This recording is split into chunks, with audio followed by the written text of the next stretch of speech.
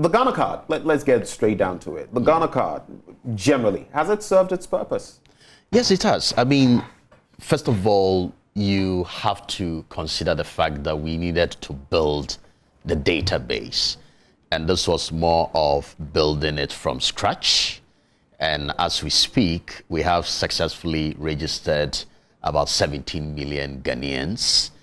And so there's an increment. I mean, the figure we've been playing with is 15.1, 15.5. Exactly. Now it's 17 million Ghanaians. It does. Almost every day, you would have people queuing up to register at the various registration centers. So in real time, you would always have to go into the data and begin to understand what the trend is. So as of today, we've registered about 17 million. It's just a little over 17 Ghanaians. million. Right. Exactly. And we have printed about 15 million cards as we speak. And we have barely about 12 million cards currently in the hands of Ghanaians, or in the hands of... About how many again? A little over 12 million. Right. So these are specific figures I can send to you probably after the program. But it's to make the point that that comprehensive database has now been successfully built.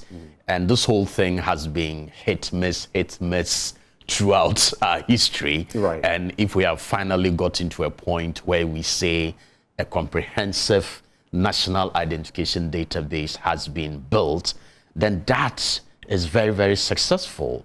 Then beyond that, you now begin to look at all the uses and all the purposes that it is supposed to serve. So from the get-go, I think we have been successful for now.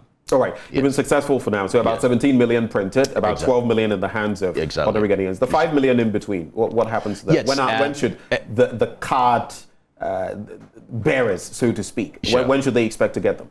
Exactly. I mean, these are persons that it took a while for us to print their cards. Registration took place in the field during the mass registration. And by the time we were leaving some of the regions, we couldn't print those cards and hand them to the individuals. Right. But in the month of June, we set up some centers across the country where we sent officials to issue these backlog cards. That was just for the month of June. But unfortunately, we still have some people who have not been able to come pick their cards. So those cards are in our possession. And we're hoping that by end of October, early November, we'll be able to go back to the regions and districts and get all of these cards issued. Right. So they should expect that by end of October, beginning November, they should be able to get all their cards.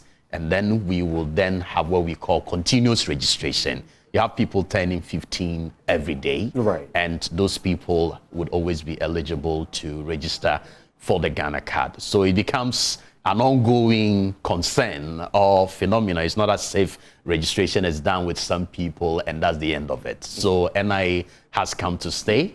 We'll continue to register Ghanaians and render all other identity management services as far as the industry or the identity management space is concerned.